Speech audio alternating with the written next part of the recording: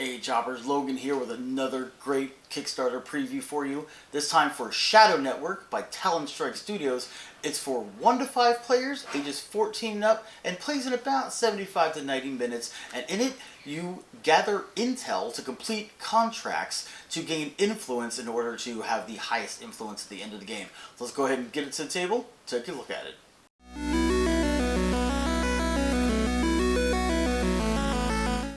Shadow Network is a game of gathering intelligence and gaining influence. To win the game, you have to have the most influence. Now, during the game, you're going to gather up different kinds of intelligence. There's 4 different kinds, signified by the different colors. We got yellow, green, blue, and even though it's red in the prototype, it's purple on the board, so we'll just call this purple even though it's red. The intelligence is signified by little half briefcases, which you will earn during the game to put together to make full briefcases, and then use those on different things to spend for influence. So there's a lot of information, so we're going to go over the board and the setup. As you can see, we have a map of the world here with various stuff on it. Let's go ahead and go over from top to bottom. Why not? So everything on top, the stuff on top is the 12 handlers that you can gain during the game, and they will help you convert your intel to different things. Here you can see it costs 1 blue intel, and if you spend that, you can gain a green intel and a purple intel. And you take that blue intel and you put it down here in the bottom, and you'd use that to track how many uses you have, because once you use all 3, this will go from your player board back up to the top of the map to get replaced, because another player could possibly hire that handler afterwards. Now, each player will start off with 1 handler that they'll choose from 2 starting handlers that they have to choose from. You see their starting ones because the portrait of them is ringed in red with a little star there, or a little, star.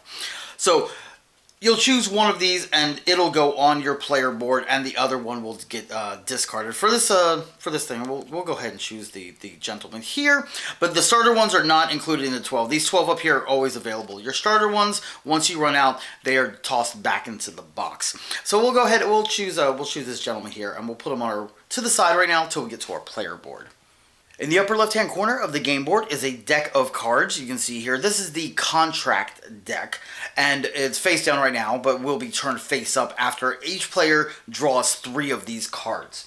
And then they'll choose 2 of them to keep and 1 to discard back into the box.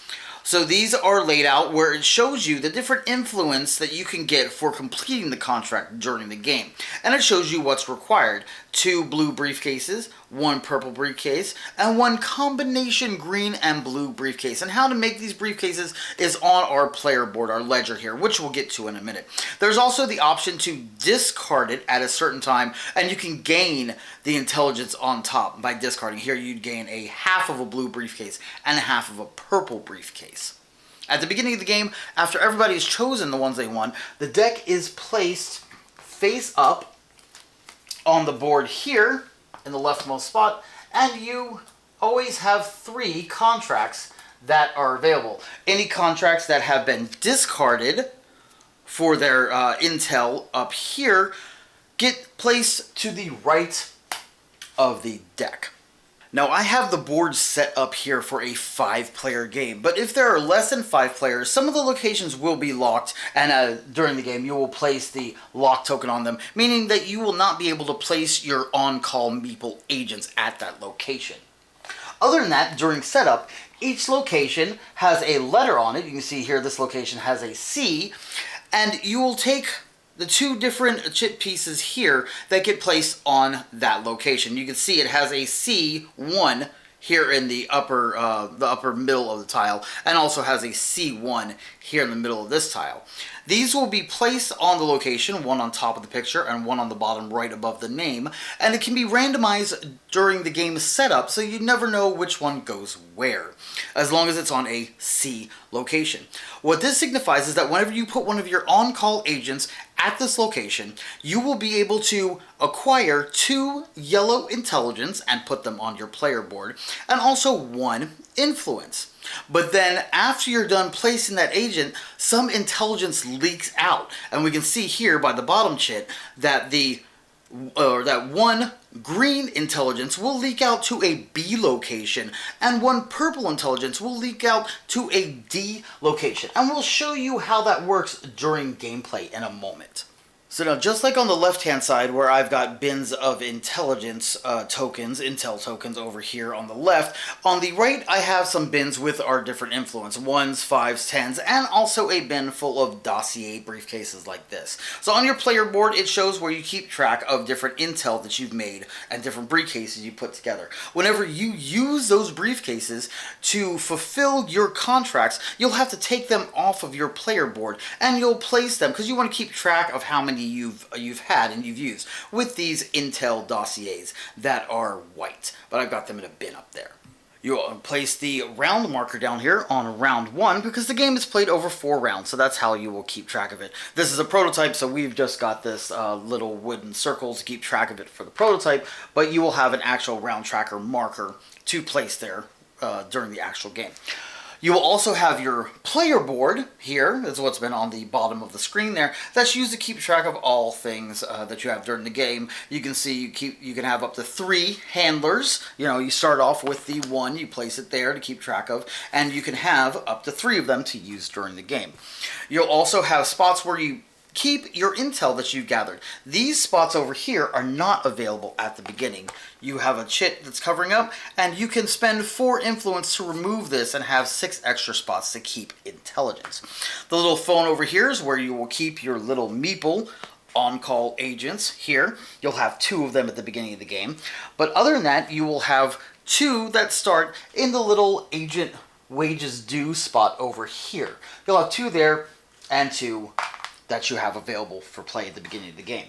You will be able to acquire these agents later on during the game, and at the end of your turn, whatever the leftmost spot that is open, you'll have to pay that much intelligence to keep those agents and play with them on call. You can see here, since you start with 2 agents, we would have to pay 3 influence at the end of your turn to be able to keep those agents. If you would have locked a 3rd one at the end of your turn, you'll have to pay 6 influence. You've also got your decryption or encryption ledger here that shows you what you need to make different briefcases. To make a yellow briefcase, you need 3 half yellow intel to make a full briefcase. Once you do, you will place 2 of these half briefcases over here to form a full briefcase, and that 3rd one will get tossed back into the general supply up here, and so forth. You know, 3 for a green, 3 for a blue, 4 for a purple briefcase, and so forth here. Now, whenever you make one, you will acquire different influence when you make briefcases of different color. And you also have this thing called Milestone. Whenever you cross over a hatch mark like this, you'll get to take a milestone action. You can either gain 3 influence or collect them. You can discard one of your contract cards for the intel in the upper left-hand corner, or you can complete one of your contracts. Now, as we were looking at the contracts before, let's go ahead and take this one we were looking at here. At the bottom, it has it for completing them. If you complete the contract when you pass over Milestone, you discard the briefcases you have done, and you gain that many influence. Of course, you don't take those tokens right away. You can just go ahead and place this card face down on your side to show that you've completed that. You've turned it in when doing a milestone. Now, there's also a second here that says Game End. On the 4th turn, after everybody has done their on-call agents, they have a chance to complete different things. If you do it during your 4th turn at game end, you will gain this many influence. For this card, it's 13. Now, if you have a contract on your side at the end of the game that you did not complete for any reason, it will be worth negative points, -3 influence, you can see here. And they all vary depending on which contract you have. Now, there's one last thing we need to do during setup to get this game going, and we need to place black market tokens for the different locations where the black market happens.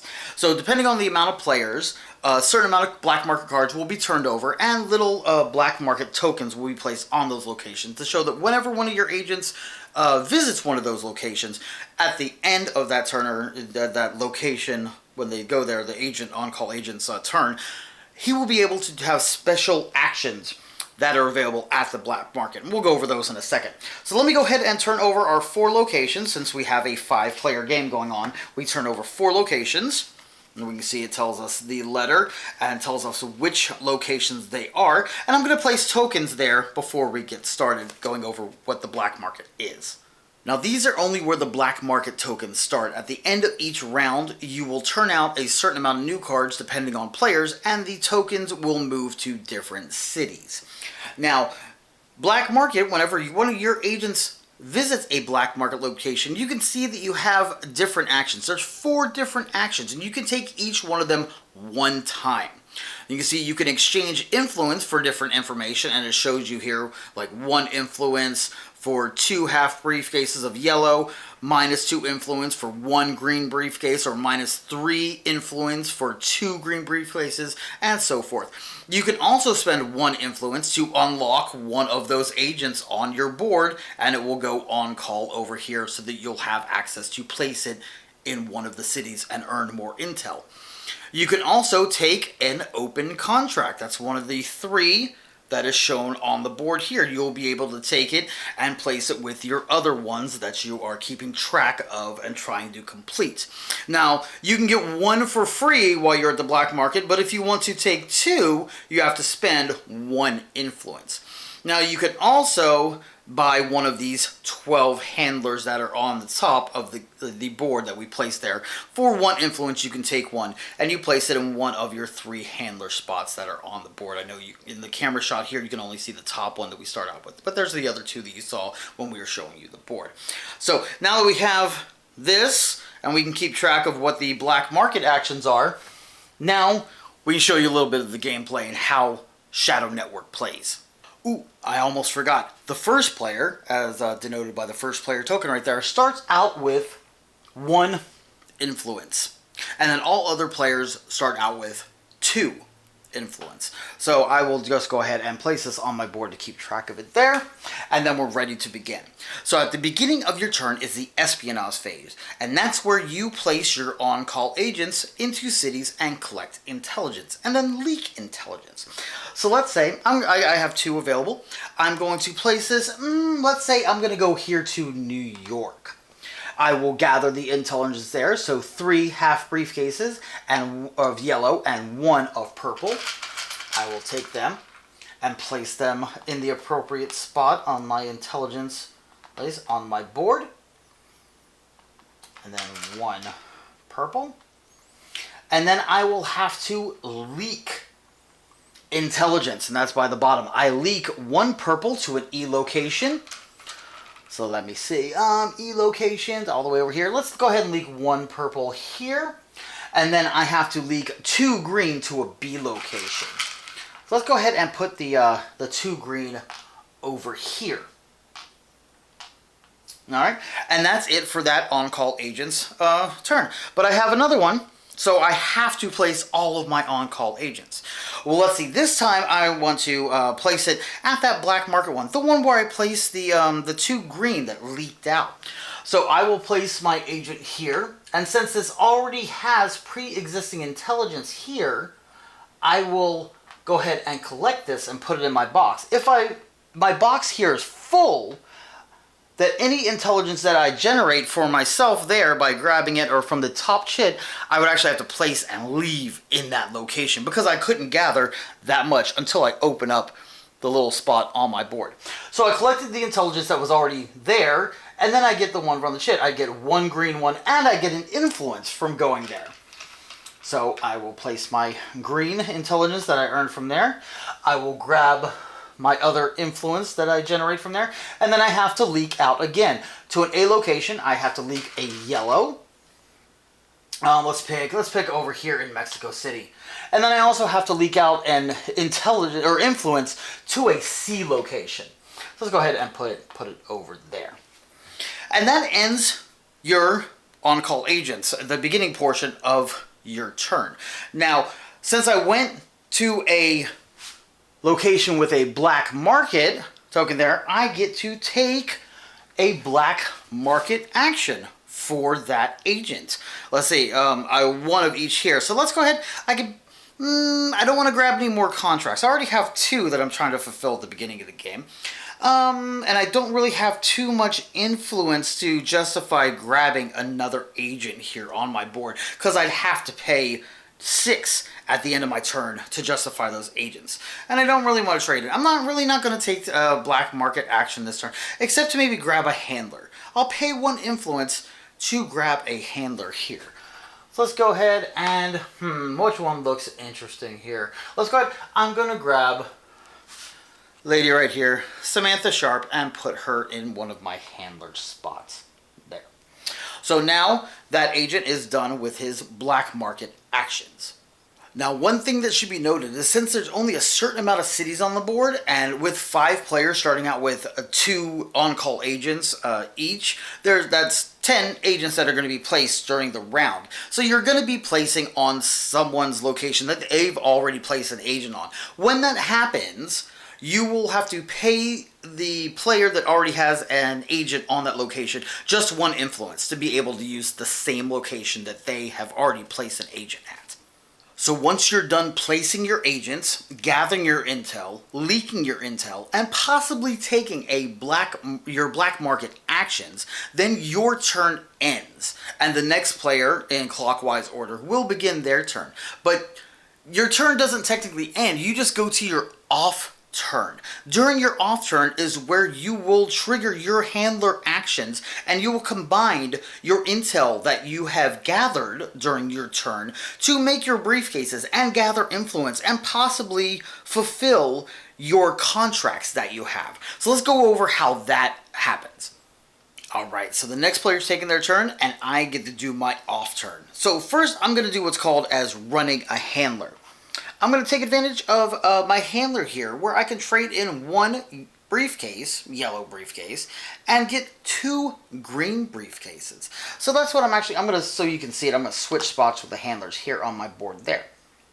So I will put 1 yellow briefcase, and I'll move it down to the uses, and I get 2 green briefcases, or half briefcases. Well, you can see that I still have spots on my board. I have 2 spots after spending that, but I am at full capacity now. So I want to turn those into briefcases fully on my Encryption Ledger. We can see here it takes 3 green half briefcases to make a full green briefcase to be able to put on the board. So that's what I will do. I will spend 3 of them, like so, 1, 2, 3. I put 2 of them together to form the briefcase and put it in that first briefcase spot there. And then the third one actually gets put back into the general supply.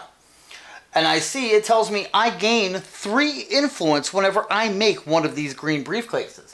So I will take 3 influence from my little bucket over there and put them in my pile on the board. I now have a total of 4 influence, which is good because at the end of my turn I will have to pay for my meeples, my on-call agents right there. I'll have to pay 3, so I can. But I want to make sure I have enough spots that are clear next turn for more intel coming in whenever I place my agents. I'm going to go ahead and utilize my handler again. I will pay 1 yellow to get 2 green again. And I've got plenty of spots to accommodate these 2 green on my board right here. So my 2 half briefcases there. But now, I have fully used up, the pieces fell on the floor, I'll get them in a minute, but I have fully used up this handler. So those 2 yellow half briefcases that were there, they will go back into the supply once I pick them up off the floor. And this handler, because it's not a starting one, will go back in her spot at the top of the board. Now, I'm looking at my contract cards, and I see for this one that I need to have a yellow-green briefcase. And looking down at my ledger here, you can't see it, it's a little below, I can see that it takes me 2 green and 1 yellow to make a yellow-green briefcase. So I'm going to take 2 of my green and 1 yellow, and I'm going to have it form a yellow-green briefcase right here, and I'll put it in its spot in my ledger right there, and that earns me 2 extra influence. And then that extra leftover green one goes back into the general supply. So I'm basically done now with my off turn. I can't create any more briefcases and gather any more influence from making briefcases. I can't complete any contracts because I didn't pass over any of the little hash mark milestones yet. Once you pass over those, you get to take those milestone actions. So I'm basically done for the turn.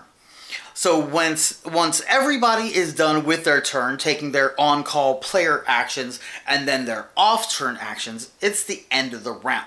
At the end of the round, we're going to go ahead and advance the round token. Each player will pay for their agents, so I have to pay 3 of my influence that I've gathered, since I have 2 on-call agents I'm using, and put it back into the supply. And then you will incentivize the locations on the board. When you incentivize, you look at the board, and for each location that does not have an agent on it, well, here we only have 2, we normally have 10 for a 5-player game on the board. Each location that does not have an agent on it will get a single influence token added to that location, even if it has leaked information or influence already on it. After that, you go ahead and draw the number of black market cards equal to the amount of players on the chart in the back of the book, and you will move the secret agent locations to those locations. So for a 5-player game at the end of round 1, so beginning of round 2, I draw 4 of them, and I will move the secret locations to these 4, or secret agent locations to these 4 locations. Once the secret agent tokens are on the new location, the first player token will be passed to the next player clockwise, and then you will start the second round, or the next round of the game. Whenever it gets down to the 4th round, and each player has completed their on-call agent actions, during their off turn, they will have one last chance to try to complete those contracts for their game end. Not their turn-in ones, but for their game end during their off turn on the 4th round. After everybody has completed their 4th off turn and possibly, turned in their contracts, made their briefcases for intelligence and what have you, each player will total up all of their influence, and the player with the highest influence wins Shadow Network. Shadow Network will be launching on Kickstarter on October 20th, 2020, so make sure you keep an eye out for it. I'm Logan for Logan Shop's Previews. Leave us a comment down below, and go ahead and hit that thumbs up like on this video to let us know that you like Shadow Network from Talon Studios. And as always, happy gaming. We'll see you next time.